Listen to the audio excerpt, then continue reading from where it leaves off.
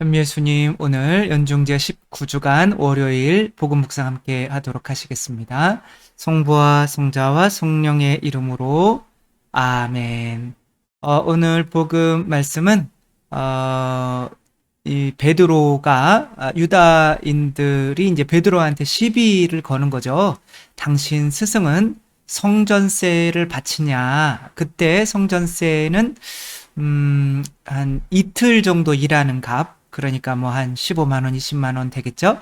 근데 이제 그것을 이제 바치냐, 그러니까 이제 베드로가 당연히 바치지 그러면서 이제 고민하면서 왔더니 예수님께서 그것을 아시고, 원래 그 임금의 아들 혹은 왕 혹은 신하들, 거기 같이 일하는 사람들은 그 세금을 바칠 필요가 없지 않냐. 그러나 그들의 비율을 상하지 않기 위해서 이제 가서 물고기를 하나 잡으면은 입에서 이렇게 나오는 동전 하나가 있는데 그것을 갖다가 주면은 이제 너와 나와의 성전세가 된다라고 하는 거죠. 그리고 요 앞에 예수님께서 당신이 십자가에 못 박혀 돌아가셔야 된다라고 말씀을 하셔요. 그래서 예수님의 죽음과 과연 바치지 않아도 되는 성전세를 바치는데 그리스도와 한 나가 돼서 바치는 것과 이게 도대체 뭐를 의미하는 건지 한번 묵상하며 복음 말씀 함께 읽어보도록 하겠습니다.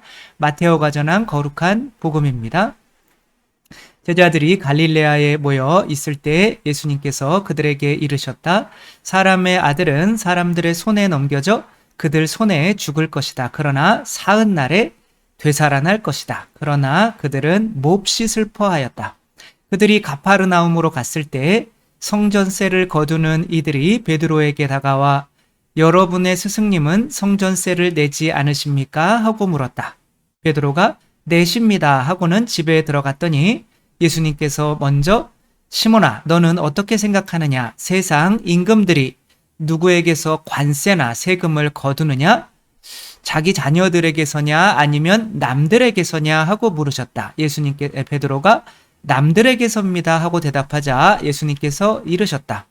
그렇다면 자녀들은 면제받는 것이다. 그러나 우리가 그들의 비위를 건드릴 것은 없으니 호수에 가서 낚시를 던져 먼저 올라오는 고기를 잡아 입을 열어 보아라. 스타테르 한 잎을 발견할 것이다.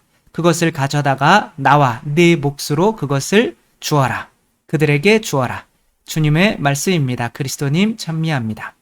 네, 스타테르 한 잎이라고 하는 것은 이제 뭐죠? 쿼드란스인가요? 저 또 까먹었네. 그러니까 아무튼 그 네 쿼드란트인 것 같아요.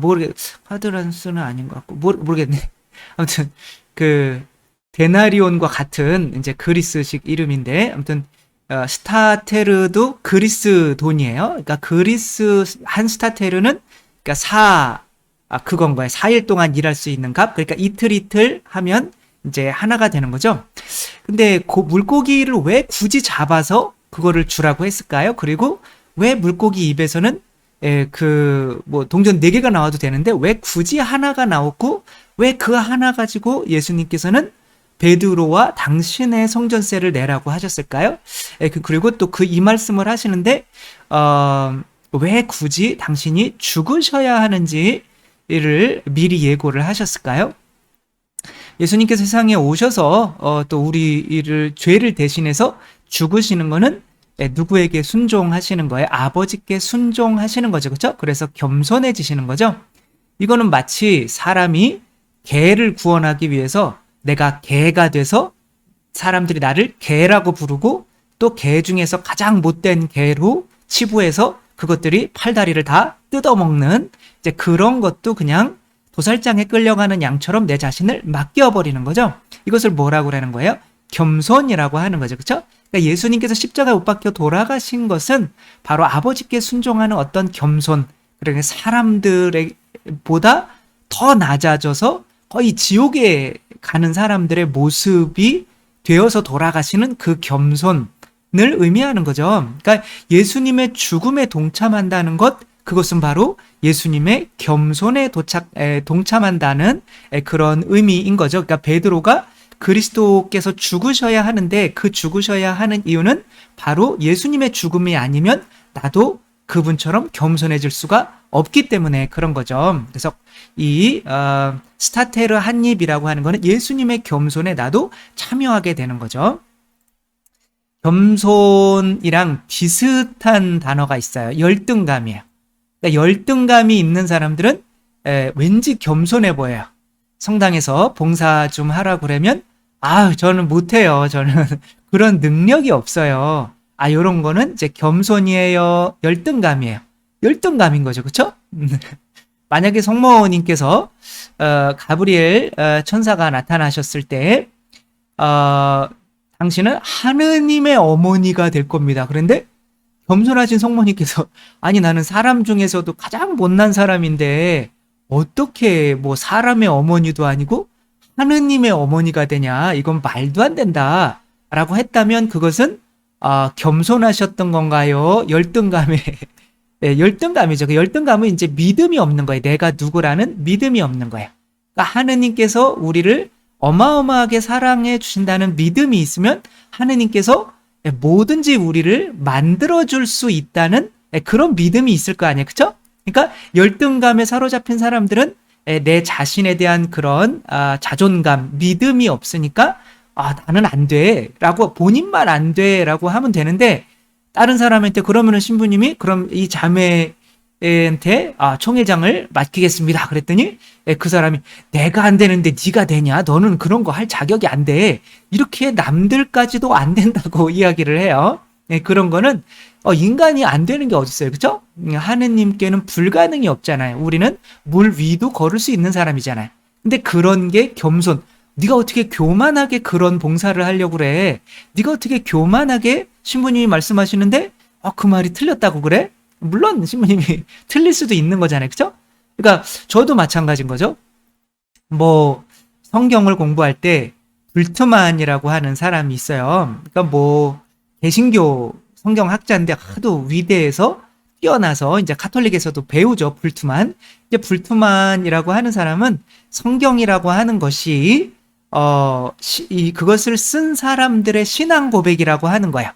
그러니까 실제로 베드로가 물 위를 걸은 것이 아니라 나중에 지나고 봤더니 하느님께는 불가능이 없으니 우리들이 그렇게 당연히 해야 되는 게 맞았었다라고 하는 것을 그렇게 썼다는 거예요. 예수님께서 육체적으로 진짜 부활하신 것이 아니라 이제 그들의 신앙 고백이라는 거예요. 육체적으로 뭐 부활하시지 않았지만 그런 초자연 현상은 일어나지는 않지만 나중에 후손 그거를 쓴 사람들이 예수님이 부활하신 거는, 그러니까 육체까지도 나중에 부활해야 되니까 그런 부활을 제자들이 믿어서 그렇게 쓴 거다. 그러니까 성경에 나와 있는 기적이나 초자연적인 현상들을 다 인정하지 않는 거예요. 근데 저는 이제 막 성경을 공부하는 신학생이에요. 근데 그 신학생이 정말 성경을 외우다시피 하는 이런 불트만에 대해서 그거는 개소리입니다. 아니다. 그렇게 얘기하면 안 되겠죠. 그쵸? 그거는 도그의 소리입니다. 말도 안 됩니다. 그거 뭐 예수님이 물 위를 걸었다면 걸은 거고 베드로가 걸었다면 걸은 거고 육체적으로 부활했다면 부활한 거지, 뭘 자기가 뭐라고 그런 얘기 했다가 맞아 죽을 뻔한 적이 있었는데, 아무튼 그러니까 이제 이런 거는 열등감인 거죠. 왜? 네가 지금 신학생이고 그 사람은 공부를 어마어마하게 한 지금 20세기의 최고의 성경 신학자인데 네가 지금 성경을 1년을 했니 2년을 했니? 네가 뭔데 그 사람을 네가 감히 비판을 할 수가 있어? 라고 하는 거예요. 그러니까 뭐 못할 게 뭐가 있어? 비판을 하겠다는데 뭐 내가 하면은 뭐 알아듣는 사람 듣고 많은 사람 많은 거고 왜 비판까지 못하게 만들어요? 안 그래요? 그쵸? 그거는 제가 교만한 건가요? 너는 교만한 인간이야. 우리도 비판 못하는데 네가 그렇게 공부 많이 한 사람을 비판해? 너는 진짜 교만해. 너는 그럴 능력이 없어. 라고 하는 거는 본인들의 열등감인 거지. 그쵸? 그게 겸손이 아니란 말이에요. 겸손은 무언가를 할 수 없어 라고 얘기하는 게 겸손이 아닌 거예요. 나는 그거를 할 수 없습니다. 봉사를 할 수 없습니다. 이거는 그냥 열등감인 거예요. 근데 이제 이런 열등감을 겸손으로 착각하는 사람들은 자기도 아무 일도 못하고 남도 아무 일도 못하게 만들어 버리게 되는 거죠. 나는 못해요. 이거는 열등감이지 겸손이 아니다. 그 다음에 이제 겸손이라는 게 있는데 하느님께 영광을 돌리는 또 그런 겸손이 있어요. 그건 당연한 거죠. 그렇죠? 시편에도 우리에게가 아니라 주님, 우리에게가 아니라 당신의 이름에 영광이 있기를 빕니다. 라고 이제 시편 115장 1절에 있나 봐요. 그런 당신께 영광을 돌리는 거죠. 그래서 개신교 분들이 굉장히 이런 걸 잘해요. 그래서 상 타면 이제 막 이거 뭐 주님께서 다 해주신 겁니다. 막 주님이 주님께 영광을 막 이렇게 나를 이렇게까지 해주신 거는 주님이십니다. 정말 겸손한 거죠, 그렇죠? 내가 한 게 아니라 주님께서 한 거다. 그리고 우리 메시도 막 이렇게 골 넣고 막 성호 넣고 탁 주님 감사합니다. 이러잖아요, 그렇죠? 이제 당연히 그렇게 해야 되는 거죠. 근데 그런 것이 겸손이기는 하지만 사실은 완전한 겸손은 아닌 거예요. 그러니까 주님께서 나에게 해주셨다는 거죠. 그럼 뭐가 못 죽은 거예요? 내가 못 죽은 거죠. 그렇죠? 그런 경우 내가 골을 못 넣거나 막 이제 잘했어야 되는데 못할 때는 하느님이 내가 당신이 나를 잘하게 해주면 내가 당신한테 영광을 돌리려고 했는데 왜 안 되게 해주셨어요? 라고 원망을 하게 돼요. 그런 원망인 거 있잖아요. 그렇죠? 그러니까 만약에 장례식장에 갔어. 그러면 슬퍼요. 장례식장에 가서 막 너무 슬퍼. 그리고 슬퍼하는 사람들이 되게 많아요. 그런데 알고 봤더니 내가 그 사람에게 제대로 못 해줬던 것에 대해서 슬퍼하고 있는 거예요. 그거는 그 사람 때문에 슬퍼하는 거예요? 나 때문에 슬퍼하는 거예요? 나 때문에 슬퍼하는 거죠. 그렇죠? 내가 더 잘해줄 수 있었는데 그 기회가 없네? 그러니까 나 때문에 슬퍼하는 거잖아요. 그러니까 마찬가지인 거거든요. 그러니까 이런 것도 주님께 영광을이라고 하지만 완전한 겸손은 아닌 것은 아직 뭐가 살아있으니까, 내가 살아있으니까. 그렇다면 이 장례식에 가서 그 사람 때문에 슬퍼해 주려면 어떻게 해야 되는 거예요? 그 사람이 지금 나에게 원하는 것이 무엇인지를 지금 찾아내서 그 사람의 슬픔을 조금 덜어주려고 하는 게 그 사람을 위해서 슬퍼하는 거잖아요. 그렇죠? 그러니까 장례를 지내면서 우리 어머니 아버지가 돌아가셨는데 야 정말 슬픈데 내가 엄마 아빠한테 제대로 못 해줬는데 너무 슬프다. 이거는 자기를 위해서 슬퍼하는 거잖아요. 근데 진짜 그분을 위해서 슬퍼하는 겸손이라면 그분이 나한테 원하시는 게 무엇일까? 형제간에 좀 싸웠는데 조금 이렇게 내가 무릎 꿇고 잘못했다고 이렇게 용서를 청하고 그리고 내가 신앙생활을 제대로 못했는데 그래 이제부터 성당 열심히 나가야지. 그리고 내가 아무튼 뭐 이런 것들 그분이 원하셨던 것에 대해서 집중하는 게 진짜 겸손인 거잖아요. 그러니까 마찬가지로 예수님께서 물고기를 잡아라. 그냥 돈 주시면 되지. 왜 물고기를 굳이 잡으라고 해가지고 얼마나 바보같이 보여요. 남들한테 물고기를 잡으면 뭐 입에서 동전이 나온대. 이게 예수님께서 십자가에서 못 박혀 돌아가시는 그 순종과 같은 거거든요. 너 나한테 순종해. 내가 아버지께 순종해서 겸손해진 것처럼 너도 내 겸손과 이게 십자가의 죽음인 거죠. 내 십자가의 죽음과 하나가 될 때 그래서 그것을 나에게 순종할 때 네가 비로소 겸손해지는 거야 라고 하는 거죠. 그러니까 그분의 십자가에 동참해서 내가 죽어버리는 거야. 그리고 내가 그분의 뜻만을 따를 때 그게 비로소 겸손이라는 거죠. 내가 사라지는 거야. 이신이라고 하는 이 아이는 이제 초등학교 때 뭐 영재발굴단에 나왔던 아이인데 초등학교 때 3개월 하고 모든 초등학교의 씨름을 다 이겨버려요. 지금 이거는 중학교 때 몸도 너무 좋죠, 그렇죠? 근데 얘는 지금 일어나자마자 막 하기 시작해서 막 버스에 타서도 막 이렇게 하고 뭐 학교에서도 공부할 때도 막 의자에 들었다 놨다 하면서 하고 하는 이 아이인데 이 아이가 지금 그냥 3개월 만에 그냥 씨름을 다 잡아버렸어요. 그래서 그 스타킹인가 거기도도 출연을 했던 것 같아요. 얘가 지금 울고 있잖아요. 인터뷰하는데 왜 그러는 거야? 너 북한으로 돌아가 버려. 너 이놈의 북한놈 막 이러면서 이제 그때 어렸을 때 그리고 지금 친구들에게 당하고 있는 그러니까 이 엄마가 어떻게 된 거냐면 얘를 쌍둥이에요. 잉태했을 때 이 엄마가 이제 먹을 게 없으니까 탈북을 하게 된 거죠. 그러니까 목숨을 걸고 쌍둥이의 배가 있는데 얘네들은 굶겨 죽여서는 안 되겠다. 그리고 이제 했는데 그리고 다행히 이제 탈북을 했어요. 그렇지만 북한에 가서도 공안들에게 잡힐 위험이 있으니까 굉장히 힘들잖아요. 그러니까 그 사람들이 막 잡으러 온다. 그럼 산속으로 피신했다가 다시 내려가서 이제 저녁에는 밤에는 기름 짜는 일을 하는 거야. 그래서 잠을 2시간밖에 못 잤대요. 기름 짜는 일을 하고 낮에는 고철을 주워서 그 고철을 갖다가 파는. 그러니까 고철을 계속 들고 다니. 중국이 워낙 넓잖아요, 그렇죠? 그러니까 들고 다녀야 되는 그게 얼마나 힘들겠어요.